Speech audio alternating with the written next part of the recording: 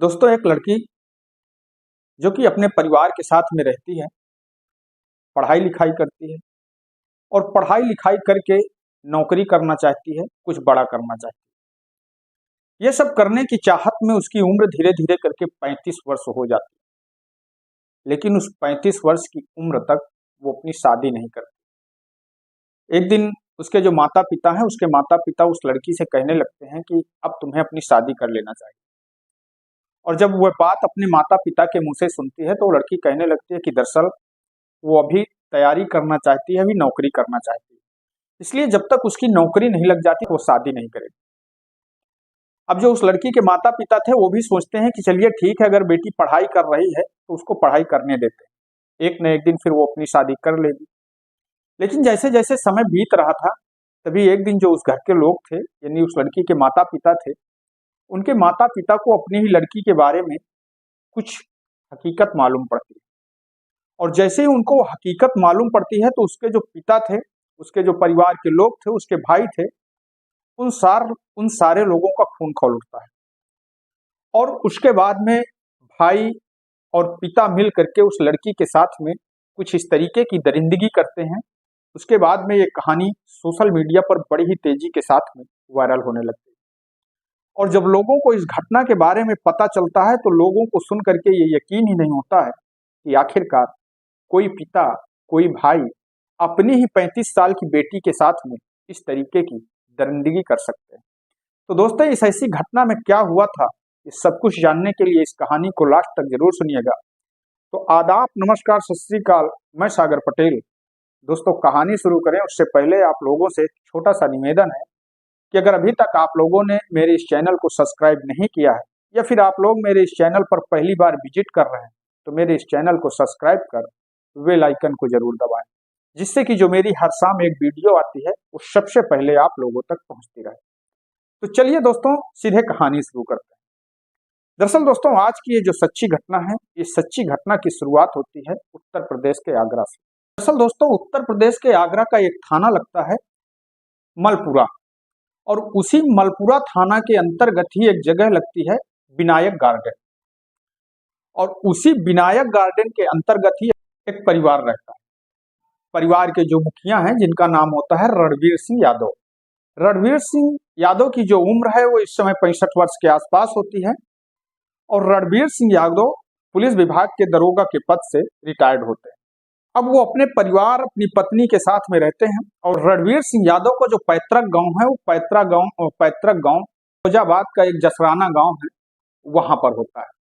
जो इनके बाकी परिवार के लोग होते हैं वो वहीं फिरोजाबाद के जसराना गांव में ही रहते हैं। अब रणवीर सिंह जो है वो अपनी पत्नी और अपने बेटियों और अपने बेटों के साथ में वो इसी आगरा के विनायक गार्डन में रहते हैं। इनके परिवार में 2 बेटे और 3 बेटियां होती हैं। सबसे बड़ा बेटा जिसका नाम गौरव, और दूसरे नंबर की इनकी जो बेटी है जिसका नाम अंशु। अंशु की उम्र जो है वो 35 वर्ष के आसपास होती है। दरअसल दोस्तों, जो अंशु यादव है, अंशु यादव बचपन से ही पढ़ने लिखने में होशियार होती है, और वो पढ़ लिख करके कुछ बड़ा करना चाहती है, कुछ नौकरी करना चाहती है। उसके दिमाग में अक्सर यही चलता है कि वो पढ़ लिख करके नौकरी करेगी, और नौकरी करने के बाद में वो जो अपनी लाइफ है अपने हिसाब से सेटल करेगी, उसके बाद ही शायद वो शादी करेगी। अब वो अपनी पढ़ाई लिखाई कर रही थी, पर इसी बीच जिस कॉलेज में, जिस स्कूल में अंशु यादव पढ़ाई कर रही थी, उसी स्कूल में उसी के गांव का एक लड़का जिसका नाम अनुराग होता है, अनुराग भी पढ़ाई करता है। अब जब दोनों एक दूसरे के साथ में आते हैं, एक दूसरे के साथ में जाते हैं, तो अक्सर उन दोनों के बीच में बातचीत भी होती है। दरअसल जो अनुराग है, अनुराग रिश्ते में अंशु यादव का भतीजा लगता है, यानी कि वो गांव के रिश्ते से अंशु यादव को बुआ कहता है। अब इस तरीके से उन दोनों के बीच में एक बुआ भतीजे का रिश्ता था, तो दोनों एक दूसरे से हंसी मजाक भी कभी कभी कर लेते थे। कभी कभी जो अनुराग है, अनुराग अंशु यादव से बुआ के नाते पर उससे मजाक भी करता था, और इस तरीके से उन दोनों के बीच में मजाक भी चलती थी। धीरे धीरे समय बीतता रहता है, दोनों एक दूसरे के साथ में आते हैं, जाते हैं, लेकिन यही मजाक कभी कभी, यही मजाक करते करते उन दोनों के बीच में कभी दोस्ती भी हो जाती है। अब जब दोस्ती होती है तो दोनों एक दूसरे के साथ में सीरियस बात भी करने लगते हैं। अब ये बात ना तो अंशु यादव के घर वालों को पता है और ना तो अनुराग यादव के घर वालों को पता है। उन दोनों के बीच में क्या चल रहा है ये किसी को कुछ नहीं जानकारी। समय धीरे धीरे बीतता रहता है और जैसे ही कुछ दिन का समय बीतता है, अनुराग यादव एक दिन अंशु यादव से अपने प्यार का इजहार कर देता है। दरअसल वो अंशु यादव से कहने लगता है कि बुआ आप तो बहुत अच्छी हैं, आप बहुत सुंदर हैं और ऐसा करते हैं कि हम और आप शादी कर लेते हैं। जैसे इतनी बात अंशु यादव सुनती है तो अंशु यादव अनुराग की बात को जब अकेले पर सोचती है तो उसके दिमाग में भी ये लगता है कि दरअसल अनुराग उसके साथ में इतने दिन से आ जा रहा है, उसके साथ में पढ़ाई कर रहा है, पर अनुराग के अंदर कोई ऐसी बुराई नहीं है जो उसे खराब लगे। उसका बोलचाल भी अच्छा है, देखने में भी सुंदर है, पढ़ने में भी ठीक है। अब अंशु यादव के मन में अनुराग के प्रति प्यार हो जाता है। वो भी सोचती है कि ठीक ही अनुराग कह रहा है, जब हम दोनों लोग नौकरी करने लगेंगे, जॉब करने लगेंगे, तो फिर दोनों लोग एक दूसरे के साथ में शादी कर लेंगे। और जब इस तरीके से वो सोचती है तो वो अनुराग यादव की बात को यानी उसके प्यार को जब वो इजहार करता है तो उसे एक्सेप्ट कर लेती है। अब उन दोनों के बीच में ये प्यार हो चुका था। दोनों एक दूसरे से छुप छुप करके मिलने लगते हैं, एक दूसरे के साथ में समय भी व्यतीत करने लगते हैं। लेकिन ये बात अभी तक किसी के घर वालों को नहीं पता है। इधर जो अंशु यादव है, अंशु यादव डीएलएड की तैयारी करने लगती है। डीएलएड करने के बाद में वो टीचर बनना चाहती थी। समय धीरे धीरे करके बीत रहा था। अब उसके बाद में जब अंशु यादव की उम्र 35 वर्ष के आसपास हो जाती है, पर अभी तक वो शादी नहीं की थी, तो अब जो अंशु यादव के पिता है रणवीर सिंह यादव और जो उसकी माँ है, वो परिवार के जितने लोग थे, अब वो लोग अंशु यादव से कहने लगते हैं कि बेटी अब धीरे धीरे तुम्हारी उम्र ज्यादा हो रही है और उम्र के हिसाब से अब तुम्हें अपनी शादी कर लेना चाहिए, क्योंकि हर चीज समय से अच्छी लगती है। और अगर आपकी उम्र इसी तरीके से बढ़ती रही और शायद जॉब ना मिली, नौकरी ना मिली, तो फिर कोई भी आपके साथ में शादी करने के लिए तैयार नहीं होगा। अब जैसे ही ये बात अंशु यादव के घर वाले अंशु यादव से कहते हैं तो तुरंत जो है रणवीर को फोन करती है। रणवीर से वो कहती है कि रणवीर, अब जो हमारे घर के लोग हैं, हमारे माता पिता है, वो लोग हमारे ऊपर शादी का दबाव बना रहे हैं और अब हमको शादी कर लेना चाहिए, क्योंकि अब हम लोगों की उम्र जो है वो एक लिमिट से ज्यादा हो गई है। यानी कि जहां 30, 32, 25, 26 साल में लोगों की शादियां हो जाती हैं, वहां अब हम लोगों की उम्र 35 वर्ष के आसपास हो रही है। और इस हिसाब से परिवार के लोग शायद सच ही कहते हैं कि अब हम दोनों को शादी कर लेना चाहिए। जैसे ये बात अनुराग यादव सुनता है तो अनुराग यादव कहता है कि ठीक है, हम इसके बारे में अपने घर वालों से बात करते हैं और उसके बाद में हम आपके घर रिश्ता लेकर के भेजते हैं।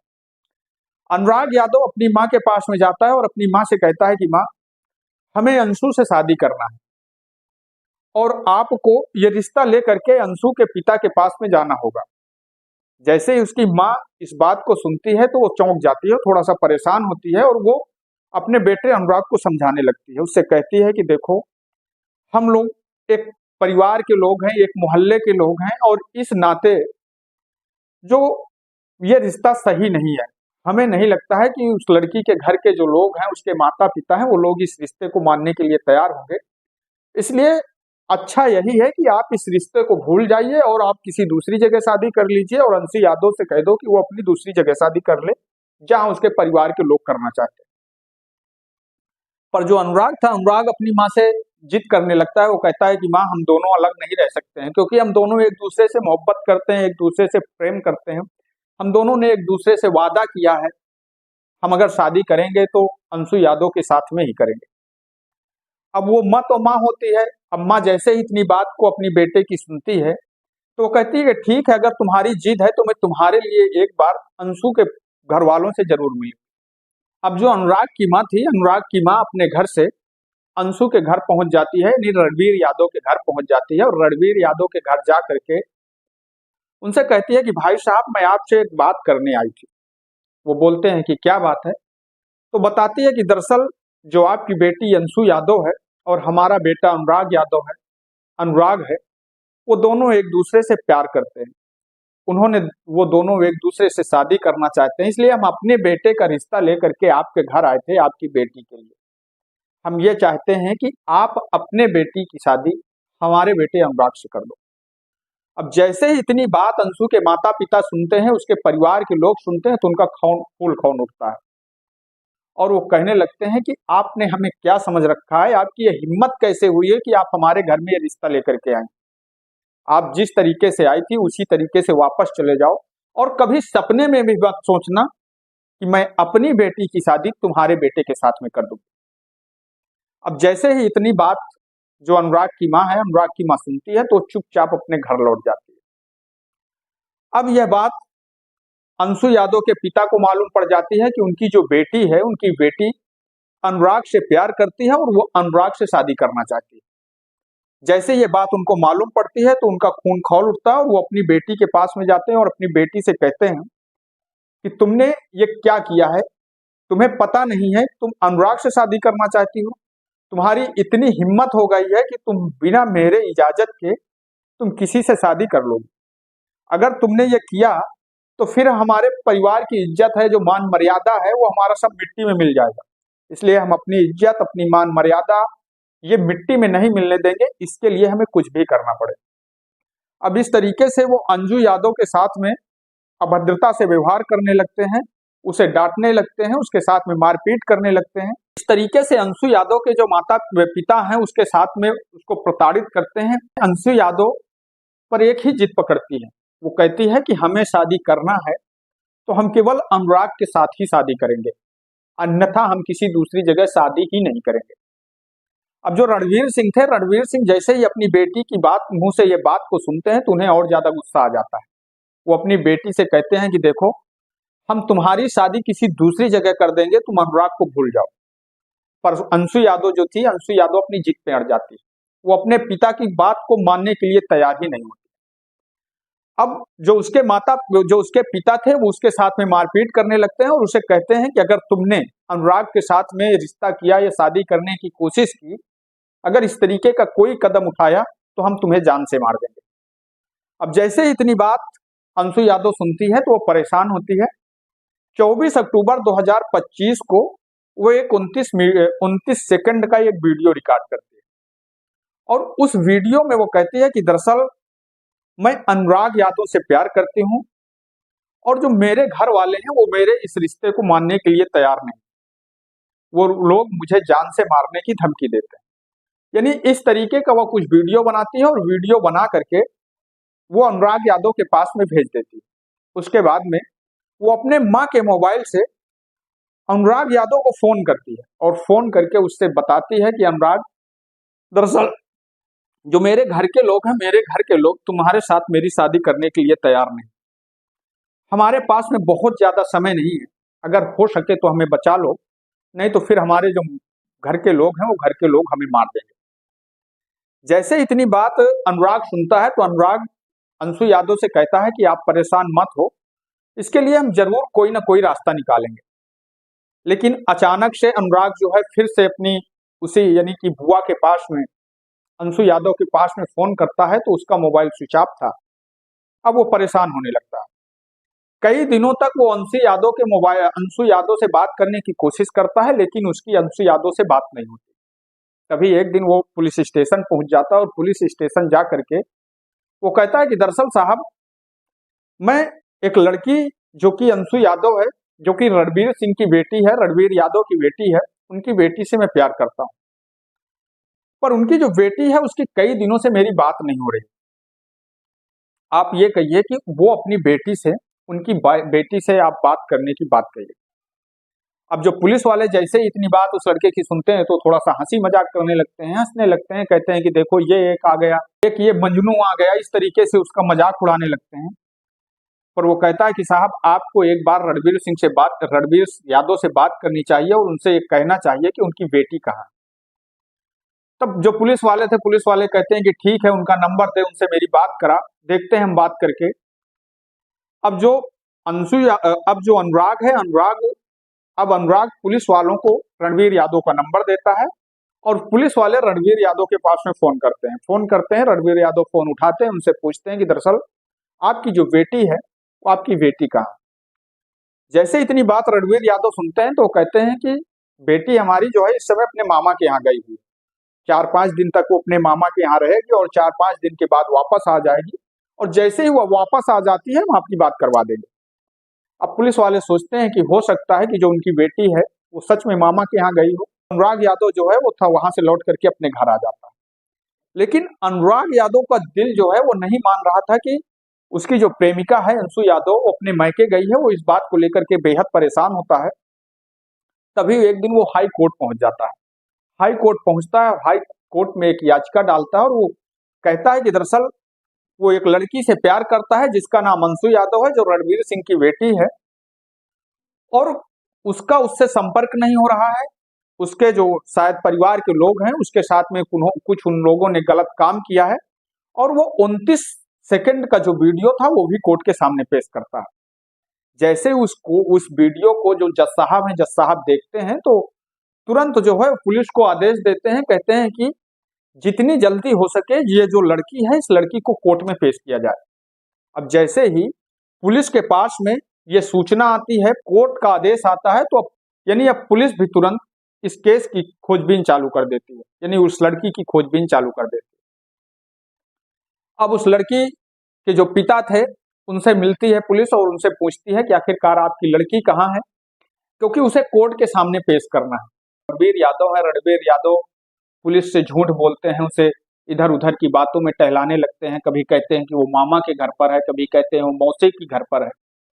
अब वो 29 सेकंड का जो वीडियो था उसी वीडियो के आधार पर जो पुलिस थी, पुलिस रणबीर यादव के परिवार के जितनी भी लोग थे और उनके जितने भी नजदीकी रिश्तेदार हों, मामा हों, मौसी हों, जितने भी नजदीकी लोग थे सारे लोगों को पुलिस उठाती है, अपने साथ लेकर के थाने पहुंचती है और थाने में उनको अलग अलग जगह पर बैठा देती है और फिर उनके साथ में पूछताछ करना चालू कर देती है।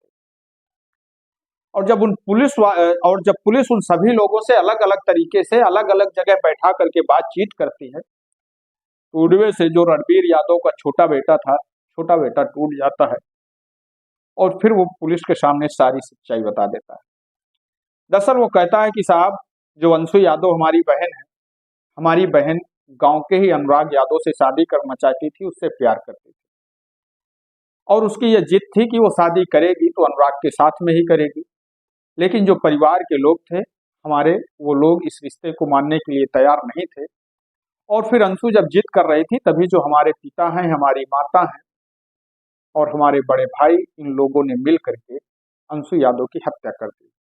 दरअसल जो हमारी माँ थी वो बहन के पैरों को पकड़ती हैं और जो पिता थे वो दुपट्टे से उसकी गर्दन को खींचते हैं, उसे फंदा लगा देते हैं। और उस समय वो चीख रही थी, चिल्ला रही थी, तो मैं भी सामने पहुंचता हूं, मगर मेरे पिता मुझे वापस भेज देते हैं और कहते हैं कि आप चुपचाप यहाँ से वापस जाओ, आपको परेशान होने की जरूरत नहीं। जैसे ही इतनी बात पुलिस वाले सुनते हैं तो पुलिस वाले हैरान रह जाते हैं। अब उसके माता यानी रणबीर यादव और उसके पत्नी और बेटे, इन सारे लोगों को पुलिस गिरफ्तार करती है और गिरफ्तार करने के बाद में उन्हें जेल भेज देती है।